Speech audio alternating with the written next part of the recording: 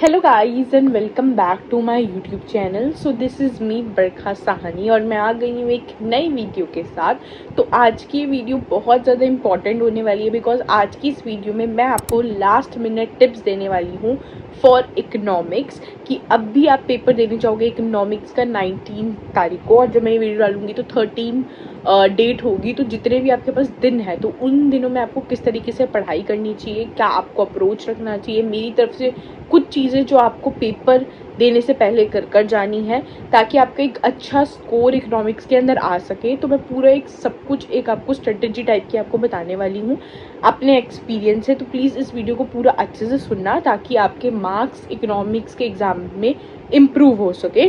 तो इस वीडियो को हम शुरू करते हैं। तो सबसे पहले आज जब मैं वीडियो डालूंगी तो 13 डेट होगी। तो 13, 14, 15, 16, 17, 18 ये 6 दिन आपके पास हैं जहाँ पे आप अपनी इकोनॉमिक्स की तैयारी करोगे। बट बहुत सारे ऐसे बच्चे हैं जिनका 15 तारीख को हिंदी का पेपर पड़ रहा है, तो उनके लिए ये जो 13-14 तारीख है वो हिंदी के ऊपर लग जाएगी और आपको लगानी भी हिंदी के ऊपर ही चाहिए क्योंकि आपका हिंदी भी इम्पॉर्टेंट है। तो आप हिंदी पढ़ना 13-14 को। जब आप पेपर देकर आओगे 15 को, उसके बाद आप इकोनॉमिक्स की शुरुआत करना। अभी आज का दिन जो भी बचा है एंड 14 तारीख पूरी हिंदी को दो अभी, है ना। उसके बाद आप इकोनॉमिक्स को देना। उसके बाद भी 16, 17, 18 और 3.5 डेज आपके पास बचेंगे, तो उसमें भी आपकी इकोनॉमिक्स हो जाएगा रिवाइज, उसकी चिंता नहीं है। बट वो बच्चे जिनके पास हिंदी नहीं है उनके लिए एक एडवांटेज है कि उन्हें एक्स्ट्रा डेज मिल रहे हैं, तो वो अच्छे से और प्रैक्टिस कर सकते हैं। अब देखो, सबसे पहली चीज़ जो आपको इकोनॉमिक्स के अंदर ध्यान रखनी है कि अब आपने जितना इकोनॉमिक्स में पढ़ना था पढ़ लिया, सब कुछ हो गया। अब मेन आपका इन डेज में ये रहना चाहिए कि आपको कुछ नया नहीं पढ़ना है, यू हैव टू रिवाइज। ठीक है, तो अब रिवीजन पे आपका फोकस होना चाहिए क्योंकि अगर नया पढ़कर जाओगे तो क्या पता पुराना भूल जाओ। अगर कोई चैप्टर नहीं पढ़ा है, कोई यूनिट नहीं पढ़ी है, तो अब नया मत पढ़ना, सिर्फ पुराना रिवाइज करो जितना पढ़ा है ताकि उसमें अच्छे मार्क्स आप लेकर आ सको। अब आपको पढ़ना किस तरीके से, देखो, अगर आपने नोट्स बना रखे हैं तो बहुत अच्छी बात है, अपने नोट्स के थ्रू रिवीजन करो। नोट्स बहुत सारे बच्चे नहीं बनाते, जैसे मैंने भी नोट्स नहीं बनाए थे, मुझे आदत थी डायरेक्ट बुक से पढ़ने की। तो मैं क्या करती थी कि मैं वन शॉट से रिवीजन करती थी और साथ में वन शॉट सिर्फ देखना नहीं होता। अगर आप खाली वन शॉट देखते रहोगे तो आप क्या होता है, आपका माइंड ऐसे डाइवर्ट होता रहता है और पूरा अच्छे समझ नहीं आता। तो वन शॉट जब आप देखोगे ना तो अपने हाथ में एक पेन और एक कॉपी रखना और साथ में थोड़ा बहुत स्क्रिबल करते रहना। जोन सा भी चैप्टर आप पढ़ रहे हो उसके लिए कुछ आपको इम्पोर्टेंट दिख रहा है, या रजत सर या सुनील पांडा सर जिससे भी पढ़ रहे हो वो आपको कुछ इम्पोर्टेंट बता रहे हैं, तो राइट इट डाउन। वहीं के वहीं अपनी कॉपी में थोड़े थोड़े छोटे छोटे नोट्स बना के लिखते रहो, लेक्चर के साथ ही लिखते रहो। ठीक है, जैसे सपोज करो 1 घंटे का वन शॉट है, वो 1 घंटे में ही कवर होगा, बस आप साथ में थोड़ा बहुत ऐसे नीचे नीचे लिखते जाओ कि आपके दिमाग में बैठता रहे। जैसे कोई ईयर दिखा आपको कि स्विस केनाल कब ओपन हुआ था, आपको ईयर दिखा 1969, तो आपने उसको कॉपी में लिख लिया।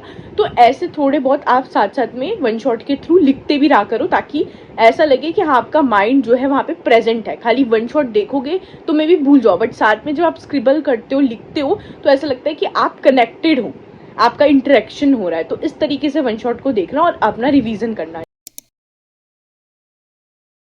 एंड अब नेक्स्ट चीज़ जो आपको करनी है इन गैप डेज के अंदर वो ये है कि you have to solve 1 sample paper. तो चाहे जिनका हिंदी का एग्ज़ाम है या फिर नहीं भी है, जिनके पास छुट्टी है, वो दोनों ही बच्चे, दोनों कैटेगरी के बच्चे एक सैम्पल पेपर तो प्लीज़ सॉल्व कर जाना, टाइम निकालना और सैम्पल पेपर सॉल्व करके जाना। जिनका हिंदी का पेपर बीच में पड़ रहा है, नो थोड़ा टाइम आपका कम है, बट थोड़ा लेट नाइट स्टडी करोगे, थोड़ा रात को जग के पढ़ाई करो शांति में, तो हो जाएगा। इस चीज़ को अपने डिसएडवांटेज मत सोचो, इसको एडवांटेज की तरह, एक मोटिवेशन की तरह लो और अच्छे से पढ़ाई करो और एक सैम्पल पेपर सॉल्व करके जाओ। और जब वो आप 3 घंटे का सैम्पल पेपर सॉल्व करोगे तो आपको पता लगेगा कि आपसे टाइम मैनेज हो पा रहा है कि नहीं हो पा रहा, आपको अपनी मिस्टेक्स पता लगेंगी। तो एक सैम्पल पेपर आप सॉल्व करके जाओगे और उससे आपकी आंसर राइटिंग की भी प्रैक्टिस होगी, क्योंकि इकोनॉमिक्स में हम पढ़ के चले जाते हैं बट जब इकोनॉमिक्स में आंसर राइटिंग की बात आती है तो वहाँ गलती हो जाती है, तो उससे आपको पता लग जाएगा। तो अब सैम्पल पेपर को अटेम्प्ट करने से पहले आप ना टॉपर आंसर शीट्स देखना, और टॉपर आंसर शीट्स के लिए मैं आपको PDF भेज दूंगी। मतलब मेरा जो व्हाट्सएप चैनल है, डिस्क्रिप्शन में आपको लिंक मिलेगा उसका, वहाँ पे आप ज्वाइन करोगे मेरे व्हाट्सएप चैनल को, तो वहाँ पे मैं कुछ पेपर प्रेजेंटेशन टिप्स भेज दूंगी, यानी कि कुछ ऐसे टॉपर आंसर शीट भेज दूंगी आपको जहाँ पे उन्होंने बोर्ड का पेपर अटेम्प्ट कर रखा है, जिन्होंने मतलब बहुत अच्छा स्कोर किया है, तो उन्होंने किस तरीके से बोर्ड के पेपर को अटेम्प्ट करा है उसके मैं आपको कुछ स्क्रीनशॉट लेकर भेज दूंगी, तो उससे आपको आइडिया लग जाएगा। तो मेरा व्हाट्सएप चैनल फटाफट से ज्वाइन कर लो, ताकि वो स्क्रीनशॉट आप तक पहुंच पाए, मतलब वो टॉपर आंसर शीट आप तक पहुंच पाए, तो आप उसको एनालाइज करना उस टॉपर आंसर शीट को। कुछ मैं यहाँ पे फोटोज़ लगा दूंगी जो आंसर शीट्स वगैरह की है, बाकी मैं व्हाट्सएप चैनल पे भेज दूंगी, तो उससे आपको बहुत हेल्प मिलेगी। एंड उसको एनालाइज करना, उसी तरीके से अपना पेपर प्रेजेंटेशन कर आना, और शुरू से ही कॉन्स्टेंट स्पीड लेकर करोगे तो पेपर हो जाएगा। नेक्स्ट चीज़ जो आपको इकोनॉमिक्स में करनी है वो ये है कि इंडियन इकोनॉमिक डेवलपमेंट में जो डेट्स वगैरह है वो अच्छे से याद करके चले जाना। मैक्रो इकोनॉमिक्स में अपने कॉन्सेप्ट क्लैरिटी पे फोकस रखना, वहाँ पे रटना कुछ नहीं है, मेनली कॉन्सेप्ट की तरफ जाना मैक्रो इकोनॉमिक्स के अंदर। और इंडियन इकोनॉमी में आपको समझना है, एक स्टोरी लाइन की तरह चैप्टर को समझो, हो जाएगा। और हाँ, मैंने इंपॉर्टेंट टॉपिक्स पे एक वीडियो बनाई है, अगर आपने नहीं देखी होगी तो आपके लिए मैं और इजी कर देती हूँ। इसी वीडियो में मैं इंपॉर्टेंट टॉपिक्स का भी स्क्रीनशॉट लगा दूंगी, मैक्रो इकोनॉमिक्स और इंडियन इकोनॉमी का, तो यहाँ से आप फोटो खींच लेना, लगा दिया होगा मैंने, तो यहाँ से आप फोटो खींच लेना और अपने आप सेव कर लेना अपने फ़ोन में, ताकि इन टॉपिक्स को आप अच्छे से पढ़ के जाओ, क्योंकि इन पर रिपीटेटिव क्वेश्चन आ जाते हैं, और इनको अच्छे से करके जाना। बाकी एक बार सैम्पल पेपर तो करके जाओगे ही, एक प्रीवियस ईयर पेपर को एनालाइज कर लेना, देख लेना उसमें किस तरीके से क्वेश्चन आए हुए हैं, तो एक प्रीवियस ईयर पेपर पे नज़र मार लेना, वहाँ से क्वेश्चन को ओरली सॉल्व करके देखना हो रहे हैं कि नहीं हो रहे सॉल्व, तो समझ आ जाएगा। बहुत टाइम से ना, मतलब अभी कुछ 1 मंथ से मेरे सब्सक्राइबर्स डिक्लाइन हो रहे हैं, मुझे लगा शायद हो रहे होंगे, ठीक है, बट डिक्लाइन ही हो रहे, इट्स नॉट इंक्रीजिंग। व्यूज़ आ रहे हैं बट इंक्रीज़ नहीं हो रहे, तो मुझे ऐसा लग रहा है कि 12th वाले बच्चे वो सोच रहे हैं कि 12th का कंटेंट मिल गया, ठीक है, और वो मेरे चैनल को सब्सक्राइब से हटा रहे हैं, एंड दे आर लाइक कि अब तो 12th पास आउट है। तो मैं बता दूं कि आपको भी इस चैनल पे CUT का कंटेंट भी मिलेगा,